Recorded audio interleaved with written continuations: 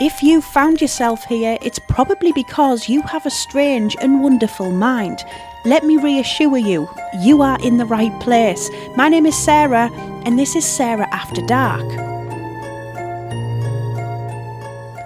When we think of places being haunted, we instantly think of old buildings or castles, not necessarily theme parks. And that brings us straight into today's episode. We are talking about Blackpool Pleasure Beach because the ghost sightings over the years have been crazy. I also have a story which has been sent in to me, and it is titled, "I found a Ouija board in the attic," and it gave me chills. So let's jump into it. Blackpool is a seaside town, somewhere I personally grew up visiting. With the ballrooms and the tower and all the different piers, Blackpool became a playground for fun. It has the longest road, which Blackpool hosts the illuminations every single year. People travel to see these lights dazzling over the seafront. It's filled with arcades, the Sea Life Centre, the Waxwork Museum, and even its very own circus. Over the years, more and more has begun to evolve in Blackpool, and in 1896, something amazing happened. The Pleasure Beach was opened, and what started as this small amusement park eventually turned into an American-style theme park with some of the biggest rollercoasters. Whilst the Pleasure Beach shares some amazing history, it also shares some very dark history, which could be an explanation to the paranormal activity in this area, including the death of an 11-year-old child called Christopher. He unfortunately fell 50 foot while riding an indoor roller coaster in the year 2000. Christopher's spirit has been reported many years after. Even still to this day, people believe that Christopher still wanders this area. But Christopher is among several other spirits in the actual park. Staff members in a gift shop have all claimed to have seen the spirit of a little girl who is believed to be around 9-10 years old. She is known for moving things around and even knocking things off shelves. Some staff members have even claimed to have seen this little girl after the park has been closed, running through the shop, but her identity is completely unknown. The most famous ghost story at Blackpool Pleasure Beach, ironically, is linked to the ghost train. Now, what's interesting is over the years, people have actually reported to see the exact same thing, and the reports have been scarily similar. Everyone claims that this spirit is wearing clogs, you know, the shoes. It's become such a thing that the spirit has now been named Cloggy. Staff members, when locking up for the night, have all reported hearing footsteps of them clogs behind them, whilst others have actually claimed to have seen a physical apparition. But the feedback over the years of how great this ghost train really is has caused the most speculation, when some of the riders said being touched on the back and hearing whispers beside them made the whole experience amazing, like almost lifelike. So you can imagine the horror on their faces when they were then told that nobody actually is touching them and there shouldn't be any whispers. Nobody is really sure who Cloggy is, but some believe that he was actually an ex-staff member of that ride. So he must have really loved his job to come back and haunt the place. The ghost train in general has become a paranormal hotspot itself, catching the attention of ghost hunters from all across the world, including some big TV names like Most Haunted, who have actually featured it on their shows. I have actually been on the ghost train myself, and as much as I didn't see any ghostly apparitions, unfortunately, I will say that there is a strange heaviness in there, something I have felt before when being inside a haunted buildings. I can absolutely believe that there is activity that goes on there. I kind of love the thought of it though, because you're going on a ghost train, so as a customer you're expecting to have a little spook or see some ghostly things, but how many people over the years have actually seen a spirit in there but assumed it was part of the ride? Which backs up my theory. I said about this earlier on a different episode. I honestly believe that we have all seen many spirits over our years, but we just don't know. And this again backs up my theory, because I honestly believe that every single person, even you listening to this right now, have seen and have experienced spirits, paranormal activity all of your life, but you're not looking for it, so you're not going to see it. I said it in a previous episode. How many times are you walking down a really busy street, or you may be in a shopping centre and you see people all around you? You can't count for every single stranger that you see. Maybe one of them strangers is not actually there. Anyway, before I get sidetracked, the Pleasure Beach has an arena, which, by the way, is extremely haunted. There is a famous show which has run for many years, and it's called the Hot Ice Show. It's an ice skating show, and it's actually really good. But when the show's not been on and the ice has in fact been empty, both visitors and staff members have reported hearing what sounds like ice skates going across the rink. Doors which have been padlocked shut have been found open, and things tend to move around so much so that they have been caught on CCTV. Another account came from the area manager of the park. He claimed he was in the arena doing some checks. The park was shut. There was nobody around. He was in the back room and he could hear skates on the ice. So when he come down to see who it was, clear as day, there was a skater on the rink wearing a white shirt and black trousers. So he called out to the skater, and he claims that the skater stopped, turned to face him, and then disappeared. Wow. There is also a room upstairs which is believed to be haunted by an old lady. Nobody really knows why she is there, but it's become very clear to those who have experienced her that she doesn't like visitors. People walking out of that room have turned around to the door, been slammed shut in their faces, like a "get out of my room" kind of vibe. The last place in the Pleasure Beach I'm going to speak about had a lot of ghostly sightings, and it isn't actually there anymore. However, the area very much still is. There was a large, well-known pub located directly in front of the Pleasure Beach and right underneath the big one, rollercoaster. It was called the Star. There was several reports, again by staff and customers, of shadow figures and even weird lights appearing in various parts of the pub. There was also a full-body apparition which was seen. He was described as being a man with long grey, even white hair and a long grey beard. In 2018, the pub was actually demolished to make room for an extension on the park itself and to create room for a hotel known as the Big Blue Hotel.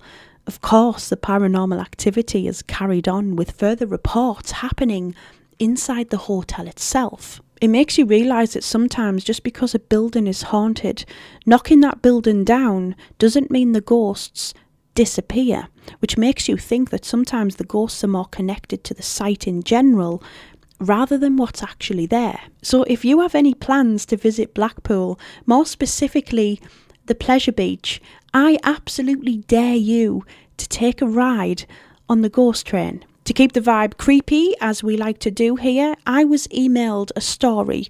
As I said at the beginning, it is titled, "I found a Ouija board in my attic," and I just had to share this. Hi Sarah, originally from Scotland, I met my wife whilst on holiday in France.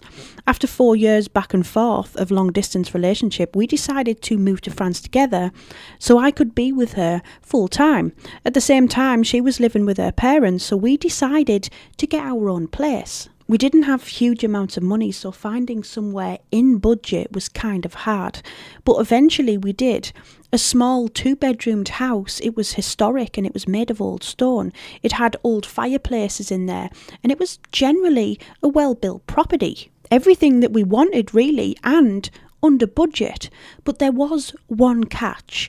The house was in the middle of a graveyard, slightly off from the church. Anyway, long story short, we loved this house. So after about a year, we decided to start renovations to make it our forever home. While smashing down an old walk-in cupboard to extend the bedroom, I was in the attic, which, by the way, at this point, we'd never actually been up there. It wasn't done out or anything like that. It was full of spiders and old wooden joists. If anything, it was more of a hazard. Under one of the joists, I found something wrapped in a white cloth.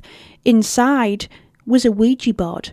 I brought it down and my wife just laughed. She said, "Oh, someone's left a little jump scare for us." Not fazed by the board, it was put in the pantry and left for about a week until one night after a few drinks, we decided to get it out and see if this stuff was actually real. Stupid, I know, but understand that both me and my wife didn't really believe in such things. We weren't spiritual or even religious. Anyway, after a few Google searches on what to do, we grabbed a small whiskey glass out the kitchen to act as our planchette. We lit some candles and turned off all the lights. We asked out for about 10 minutes and got nothing. I was ready to call it a day until the glass began to rotate. I looked at my wife and she said, "Was that you?" I swear it wasn't. I promised her it wasn't. I wouldn't pretend. I wanted to prove, if anything, that this was nonsense. So why would I pretend? She asked again if anyone was there, to which the glass again began to rotate around. We sat on the board for at least an hour, asking various questions, one of which was asking for their name. The board then began to spell out the name David. We asked if there was a surname attached to David and again spell out the name David. Eventually we stopped, we called it a night, and by this point it was about 2 a.m. The following night we sat watching TV till around 11 p.m. before heading up to bed. My wife woke me up frantically, telling me that somebody was knocking on the door. I sat up and couldn't hear a thing. As I went to stand up from bed, again a bang from downstairs towards the main door. I ran down thinking something was seriously wrong. Remember, we live in the middle of a graveyard. We don't have neighbours that are alive anyway. I opened the door and nobody was there. This happened 3 nights in a row, so I decided to fit a CCTV camera outside, which was even stranger because since fitting the camera, there was no more knocking, but things began happening in our home. Strange noises, taps on the bedroom door, and even strange smells. We would both randomly get this really strong smell of tobacco, and none of us smoked. It must have been a week later by this point and things had gotten worse. My wife insisted we get that board back out and tell whoever it is to nicely stop. So that's exactly what we did, but this time it felt different. Rather than these sluggish, slow movements of the whiskey glass, it felt like it was gliding across the board with force. A lot of what was being said made no sense, but the experience was scary. We asked again for the name and we got the name David, and again the name David again. We then asked a few questions and got nothing, but eventually the board spelled out, "Find me." We agreed at that point that the best thing to do was to get rid of that Ouija board. So that's exactly what we did. We put it in a black bag and we put it in the outside bin. The next day we took the dog for a walk around the cemetery, something that we did every single day. But today we noticed that there was a new grave. There was a cross on the grave but no writing or headstone. In fact, it was at least 2, even 3 weeks later before there was. Meanwhile, everything in our house was still very much happening. When we realised that headstone had been put on the grave, we decided to pay a visit on our next dog walk. The grave, wait for it, belonged to David. David, first and last name. We stood there just staring at each other, almost in disbelief, like, is this just a coincidence? A few days later, I noticed an older couple at the same grave. So on the dog walk, I decided to walk past that way and just say hello. We got talking and they explained it was their son who had in fact passed away. I told them that I lived in the house in the cemetery, to which they just stared at me. The woman said, "That used to be our home. That was David's childhood house until he was at least 17 years old." My stomach at this point just dropped. I felt sick. What's even weirder is since having that conversation with that old couple, everything in the house has stopped. No more noises, no more smells or knocks, almost like it just turned off. Sarah, do you think that we potentially made contact with their son? Honestly, when I read that story, my jaw was on the floor. I don't believe in coincidences, not even in a paranormal sense. I believe in things happening for a reason, but I also believe in signs. Firstly, in your story, the fact that you kept your Ouija board, the Ouija board you found, in the pantry quite casually is madness, but that's something I'm absolutely here for. I do really believe here that because there is a connection to David in your home, he lived in there as a child, he grew up there to being an adult. So there is a strong connection to why he would present himself or even come through in that house. But here's one for you. Have you considered, you said that you found that Ouija board wrapped in a white cloth in the attic. So it was stashed there, maybe even hidden there. Maybe that there is an even bigger connection. Maybe that board belonged to David. If he was a late teenager, maybe he dabbled or did something with his friends and was like, oh, better hide this board, and it was left and forgotten about. You know, maybe he is more connected to the board than he is the actual house. Now, I have a question right back to you guys, and if you could email me the answer to this question, I would absolutely love to know. Has this experience turned you from being a skeptic into a believer, or are you still on the fence? I really, really want to know that, because I think a lot of skeptics, I always say skeptics are people usually that are led by fear, but usually having some form of paranormal experience, and in your case, it's pretty evidential. Has that converted you? Would you now say that you believe in the afterlife? You believe that people can communicate when they're no longer here? Please email me. I'm not going to sleep unless you do. Anyway, that is it for Weird Wednesday. A big thank you if you have came back and listened to me again. If there is anybody new, then hello and welcome. This is something that I drop every single Wednesday. It is Weird Wednesday for a reason. If you could leave me a comment and a rating on this podcast, it would be massively appreciated. It really does actually help this platform to grow. And until next time, keep being a little bit weird and even a little bit spooky.